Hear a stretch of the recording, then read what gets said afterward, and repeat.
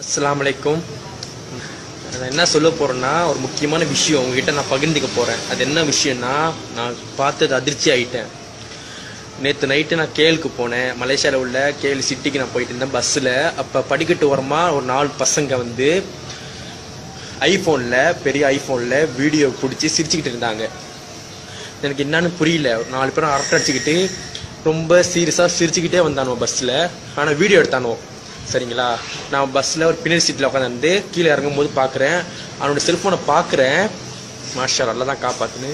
எல்லாமே ட்ரெஸ்ஸு இல்லாமல், உடம்புல ஒரு ட்ரெஸ்ஸு இல்லாமல் அந்த வீடியோ பார்த்தோன்னே ஷாக் ஆகிட்டேன். ரொம்ப மனசு எப்படி சொல்றது, ரொம்ப ஷாக் ஆகிட்டேன். இந்த மாதிரி இருக்காங்களான்னு சொல்லிட்டு ஷாக் ஆகிட்டேன்.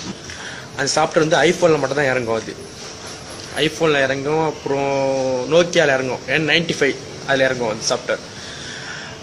என்ன சொல்ல வரேன்னா, இதுக்கப்புறம் யாராச்சும் ஐஃபோனில் உங்களை வீடியோ எடுத்தால் நீங்கள் தயவு செய்து அந்த வீடியோ பாருங்கள்.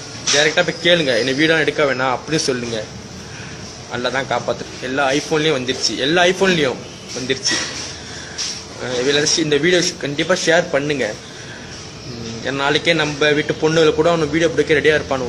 சரிங்களா, இந்தியாவுக்கும் பரவிடுச்சு, டோட்டலாக பரவிட்டு இருக்கு இந்த வீடியோ.